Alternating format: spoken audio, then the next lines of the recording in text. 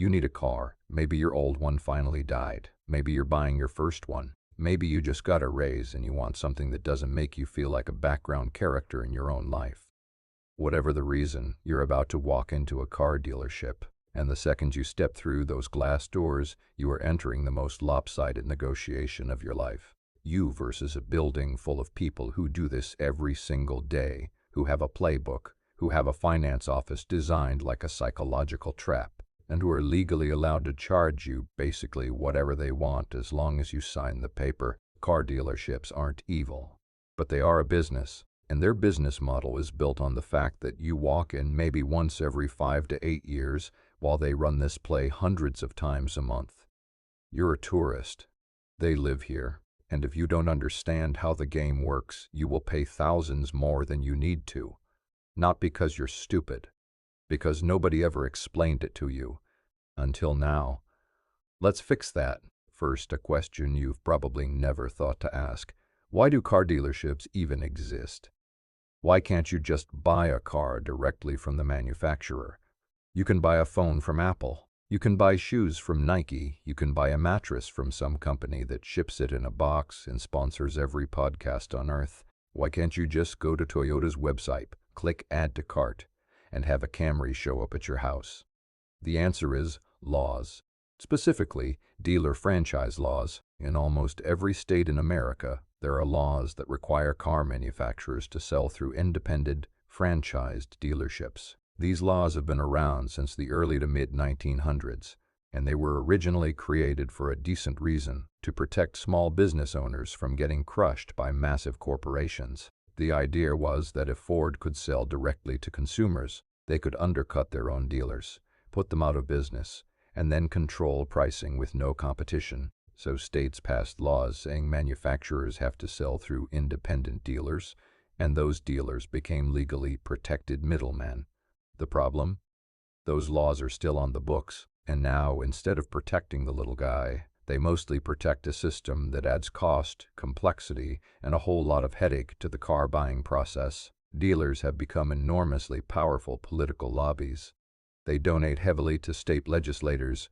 They fight any attempt to allow direct-to-consumer sales. When Tesla tried to sell cars directly to customers, no dealerships, just online orders and company-owned stores, dealer associations in multiple states sued them, lobbied against them, and got laws passed to block or limit Tesla's sales model. That's the landscape. You can't just buy a car from the company that made it because a legal framework from decades ago says you can't. You have to go through the dealership, and the dealership has every incentive to maximize what they extract from you. Let's start with the most visible thing at any dealership, the price on the car. You walk up to a vehicle on the lot and there's a sticker in the window. That's called the Monroney sticker, named after a senator who pushed for it in the 1950s. It's legally required on every new car sold in America. It shows the MSRP, manufacturer's suggested retail price, along with standard features, optional packages, fuel economy, and the destination charge. Here's what most people don't realize. The MSRP is a suggestion. It's right there in the name. Manufacturer's suggested retail price. The dealer is not required to sell you the car at that price. They can sell it for more. They can sell it for less. And what they actually charge depends on supply, demand, and how much they think they can get out of you personally. When a car is in high demand and low supply, like during the pandemic when the chip shortage strangled production, dealers add what's called a market adjustment. That's a markup above MSRP, sometimes a few thousand, sometimes $10,000, $15,000, $20,000 over sticker. There's no law against it. It's just supply and demand with a fancy name on the window addendum. And they'll look you in the eye and tell you it's standard, while charging you $5,000 extra for the privilege of buying a car that Toyota priced at a completely different number. On the flip side, when inventory is high and cars are sitting on the lot, dealers will sell below MSRP. That's when you see employee pricing events and big clearance sales. The dealer would rather move the car at a small profit, or even a small loss, than pay to keep it on the lot collecting dust and interest.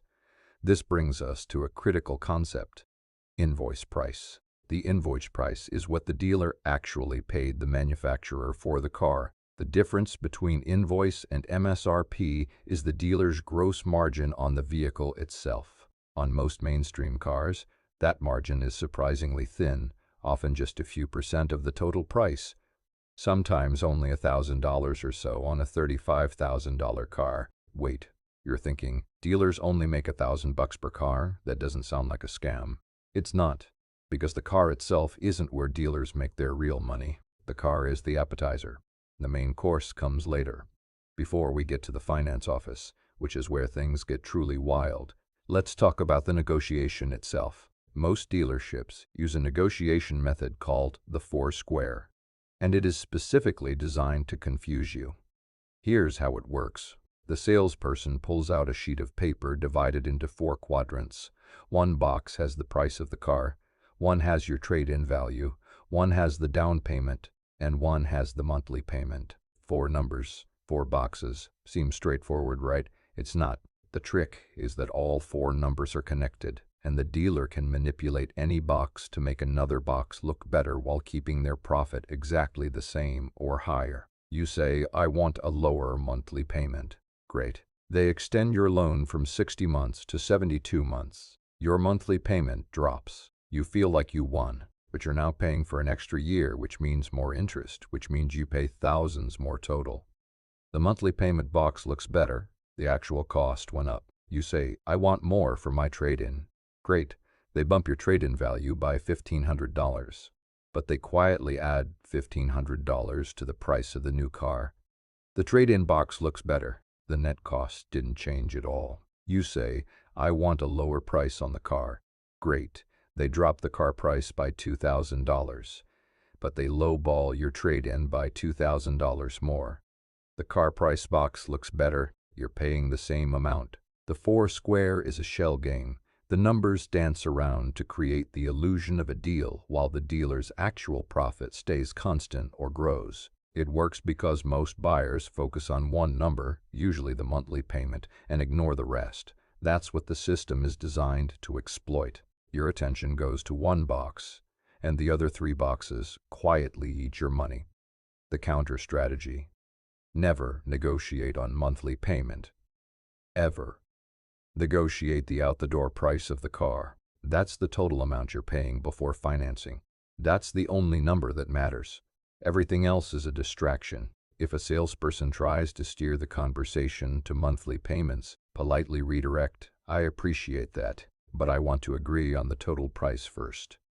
Watch how quickly the energy in the room changes. If you're trading in your current car, congratulations. You've just given the dealership another profit center.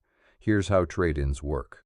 The dealer assesses your car and offers you a value. That value is almost always below what your car is actually worth on the open market, sometimes significantly below. The dealer needs to buy your trade-in cheap enough that they can either resell it on their used lot for a profit or send it to auction and at least break even. The average consumer has no idea what their car is worth. They might Google it, see a range on Kelley Blue Book, and think they have a number, but KBB gives you a range, and dealers will anchor to the bottom of that range while you are hoping for the top. The gap between what a dealer offers you and what your car is actually worth in a private sale can be $2,000, $3,000, sometimes $5,000 on a desirable used car, but trading in is so much easier than selling it myself. True. And the dealer is counting on you valuing convenience over money. That's the trade. You save time, they save you money. Except the saving goes into their pocket, not yours. If you do trade in, get offers from multiple sources before you walk into the dealership. Online platforms like CarMax, Carvana, and others will give you a written offer, sometimes sight unseen, that you can use as leverage. Walk into the dealership with a printed offer from CarMax and say, I have an offer for $18,000. Can you match it? Now the dealer is competing against a real number instead of making one up. And here's a sneaky detail. Dealers love to bundle the trade-in into the new car negotiation because it lets them play the 4 square game. They'll offer you more for your trade-in while inflating the price of the new car. It feels like you're getting a great deal on your old car. You're not. You're just moving money between boxes. The cleanest strategy is to negotiate the purchase price of the new car and the trade-in value as two completely separate transactions. Don't even mention your trade-in until the new car price is locked. When the salesperson asks early on, "Will you be trading anything in today?" the correct answer is, "Let's talk about that later." Separate the transactions. Remove their ability to blend the numbers. Okay, you've negotiated the car price. You've settled on a trade-in value. You think you're done. You think the hard part is over. It's not. It's about to start, because now they send you to the F&I office. F&I stands for Finance and Insurance, and this small, windowless room in the back of the dealership is where more money is made per square foot than almost anywhere else in the building. The F&I manager's job is to sell you the financing, sell you add-on products, and maximize the profit on your deal after the sales floor has already done their part. They are trained. Some of them are very, very good at their job, and the products they sell have enormous profit margins. Let's go through the greatest hits. Extended warranties, also called vehicle service contracts. These are insurance policies that cover repairs after your factory warranty expires. The dealer might sell you one for $3,000 to $4,000. Their cost? Often $800 to $1,200. That's a massive margin. Are extended warranties always bad? No. On a used car with no remaining factory warranty, a reputable extended warranty can save you from a catastrophic repair bill, but the key word is reputable. Dealer-offered warranties are often overpriced for what they cover, packed with exclusions and sold at an enormous markup. If you want one, shop for it independently. Third-party providers sell the same coverage for hundreds or thousands less. Gap insurance. GAP stands for Guaranteed Asset Protection. If your car is totaled or stolen and you owe more on your loan than the car is worth, which is extremely common, especially if you made a small down payment, GAP insurance covers the difference. It's actually a useful product. The problem is the price. Dealers sell GAP for $700 to $1,000 or more. Your insurance company or credit union likely offers the same thing for $200 to $400 to $400. Same product, fraction of the price. Paint protection, fabric protection, undercoating. The dealer will offer to spray your car with something that protects the paint from UV damage or guards the interior from stains. This is almost always a high-margin, low-value product. A bottle of quality spray sealant from an auto parts store costs $15 and does essentially the same thing. The dealer charges $500 to $1,000 for someone to spray it on in the back. Some of these products are genuinely worthless, just a light coat of silicone that washes off in a month. Hard pass.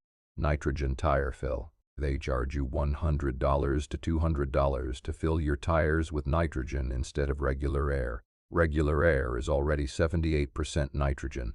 The performance difference on a street car is essentially zero. This is pure profit. It costs the dealer almost nothing. VIN etching. They etch your vehicle identification number onto your windows and charge $300 to $500 for theft deterrent. You can buy a VIN etching kit online for $20 and do it yourself in 10 minutes. This is one of the most egregious markups in the entire F&I menu. Wheel and tire protection covers damage to your wheels and tires from road hazards. It sounds nice, but read the fine print. Deductibles, claim limits, and exclusions often make the actual payout far less impressive than the sales pitch. The F&I office makes money by presenting these products quickly, folding the costs into your monthly payments so they seem small, and creating urgency. This is only available at the time of purchase. If something happens next month and you didn't get this, you'll wish you had.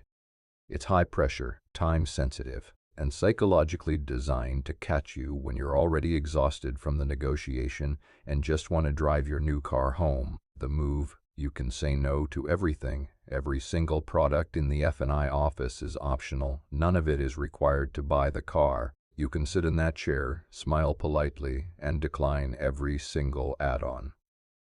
They might act surprised. They might apply pressure.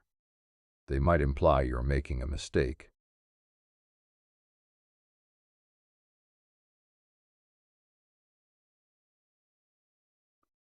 You're making a decision based on knowing what things actually cost. If you do want a specific product, like gap insurance or an extended warranty, research it beforehand, know what it should cost, and negotiate the price in the F&I office the same way you negotiated the car price on the floor. Everything in F&I is negotiable. They just hope you don't know that. Here's one most people miss entirely. When the F&I manager arranges your financing through a bank or lender, they often have the ability to mark up the interest rate. Here's how it works. The bank approves you at, say, 5.5% APR. The F&I manager is allowed to present you with a rate of 7% APR. You don't know the bank's actual approval rate. You just see 7% and either accept it or don't. The difference between 5.5% and 7%, that's called the dealer reserve, goes directly to the dealership as profit. On a $30,000 loan over 60 months, a 1.5% rate bump costs you roughly $1,200 more in interest over the life of the loan, and you'd never know unless you checked. The counter? Get pre-approved for a loan from your own bank or credit union before you set foot in the dealership. Walk in with a pre-approval letter that says, "My credit union approved me at 5.2%. Now the dealer has to beat or match that rate. If they can't, you use your own financing." This single step eliminates the rate markup game entirely and can save you over $1,000. It takes 30 minutes online. There's no reason not to do it. Dealerships understand psychology better than most people give them credit for. The entire experience is designed to manipulate your emotional state and decision-making. It starts with time. The buying process at a dealership is deliberately slow. You'll spend 3, 4, 5 hours there. By hour 3, you're tired, you're hungry, you've been sitting in uncomfortable chairs, and you just want to leave. That exhaustion makes you more likely to agree to things you'd normally push back on. Fine, add the paint protection. I just want to go home. That moment of surrender, that's where hundreds or thousands of dollars of profit live. Then there's the test drive. They let you drive the car you want. They let you feel the leather. They let you smell that new car smell. They let you picture yourself in it. By the time you sit down to negotiate, you've already emotionally purchased the car. Now you're not deciding if you'll buy it. You're negotiating how much you'll pay for a decision you've already made in your head. That's a terrible negotiating position, and the dealer knows it. There's also the "let me talk to my manager" move. The salesperson goes to check with the manager on your offer. They disappear for 10, 15, 20 minutes. What are they doing? Sometimes actually consulting the manager. Sometimes just sitting in the break room letting you marinate. The wait creates anxiety. You start second-guessing your offer. You start worrying the deal will fall apart. By the time they come back with a counter, you're primed to compromise. And then there's the commitment escalation. Once you've spent hours at the dealership, test-driven the car, picked out your color, maybe even started imagining where you'll park it at home, walking away feels psychologically difficult. You've invested time and emotional energy. The sunk cost fallacy kicks in. I've already been here 4 hours. I might as well just finish this. That feeling is the dealer's greatest asset. They know most people won't walk away after investing that much time, so they exploit it.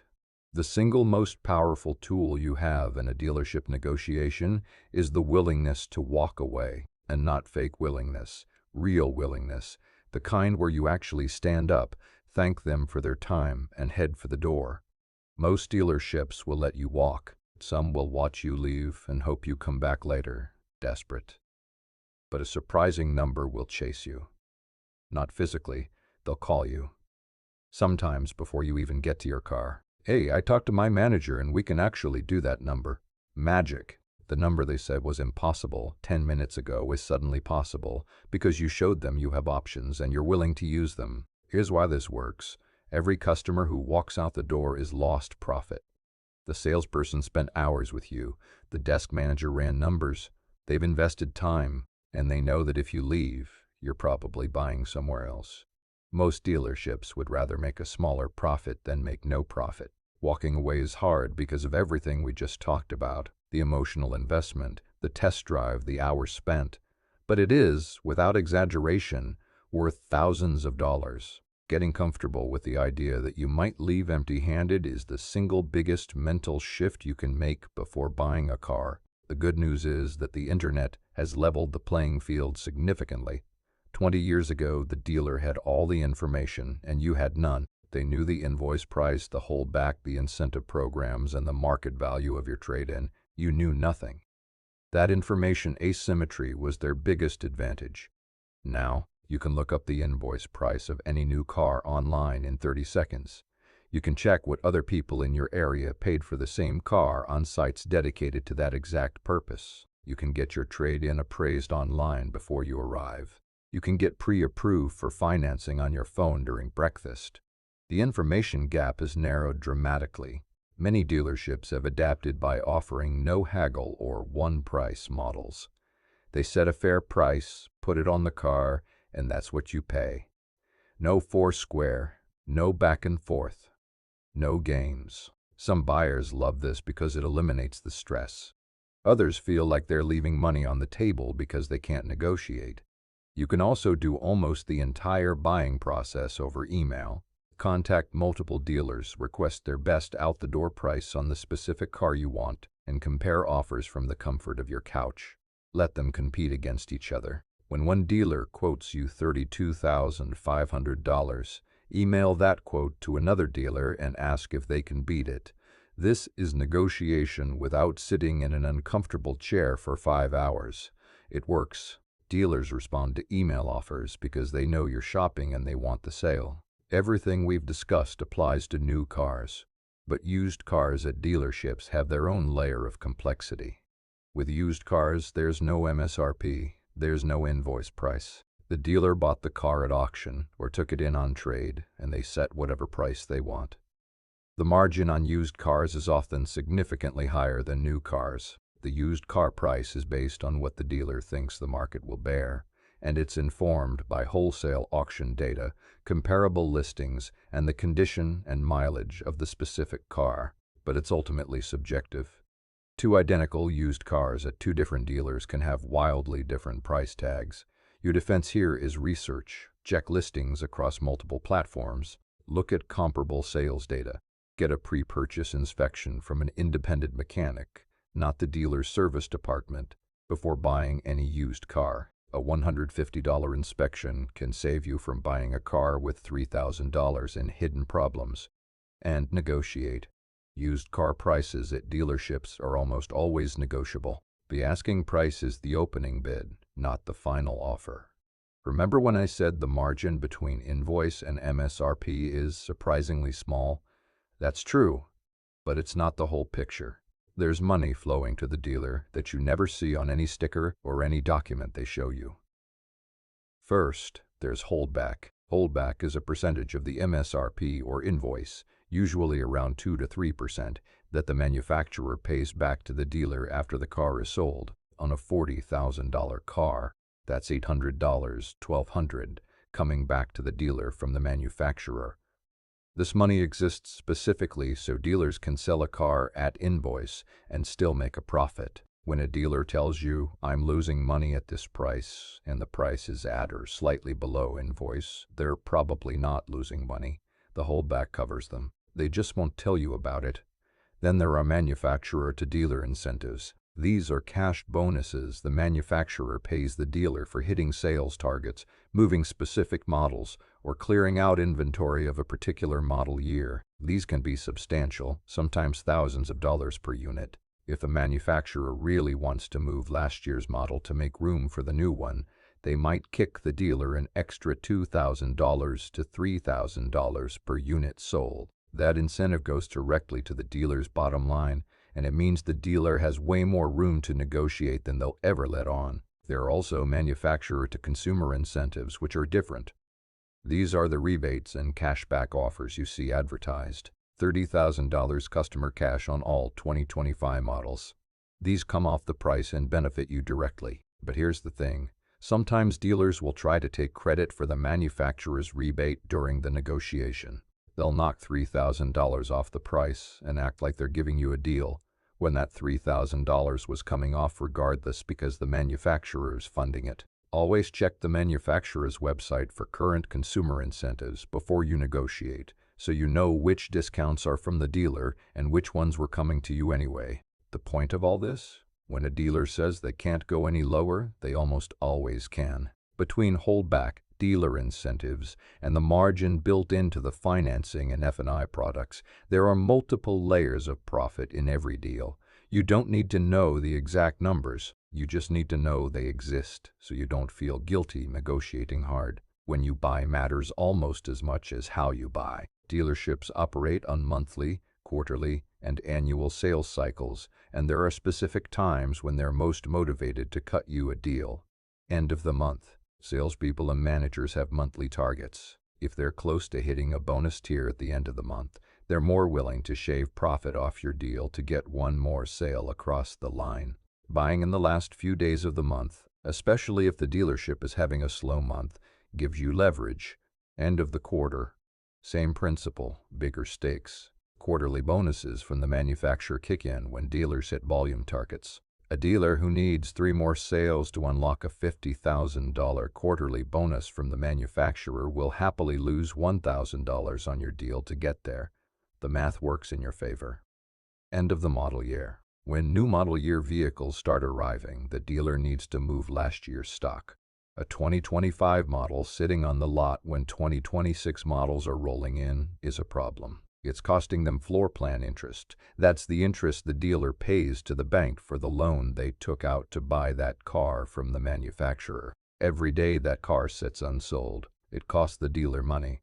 Late summer and early fall are prime time for model year-end deals. Holiday weekends. Memorial Day, 4th of July, Labor Day, Black Friday. Dealers run big promotional events because consumers expect deals on these weekends. The advertising is already paid for. The sales team is staffed up. The manufacturer incentives are usually at their highest. There's a reason every car commercial you've ever seen is tied to a holiday weekend. The deals are often real. Monday and Tuesday. This one is smaller but real. Dealerships are busiest on weekends. Salespeople are stretched thin. You get less individual attention. On a slow Tuesday afternoon, the salesperson has time. The manager isn't juggling 10 deals at once, and everyone is a little more motivated to work with you because there's less foot traffic. None of this means you should wait 6 months for the perfect day. But if you have flexibility and you're choosing between buying this weekend or buying at the end of the month, wait. So how do you actually win? Here's the cheat sheet. Before you go, know exactly what car you want. Research the invoice price and fair market price. Get pre-approved for financing from your bank or credit union. Get your trade-in appraised by at least 2 outside sources. Set a firm out-the-door budget and commit to it mentally. At the dealership, negotiate the purchase price of the car as a separate transaction from your trade-in. Never negotiate based on monthly payment. Always negotiate on total out-the-door price. Be friendly but firm. Don't reveal your monthly payment budget. Don't reveal your financing terms until the price is settled. Don't feel rushed. In the F&I office, say no to everything you haven't researched in advance. If you want gap or an extended warranty, know what fair pricing looks like and negotiate accordingly. Remember that everything is optional. Don't let them fold products into your payment to make the cost seem small. The mental game, be genuinely willing to walk away. Don't fall in love with the car before you've agreed on a price. Recognize the psychological tactics, the time pressure, the emotional attachment, the exhaustion, the let me check with my manager routine, and don't let them move you off your number. You might be wondering, if this system is so tilted, why hasn't it changed?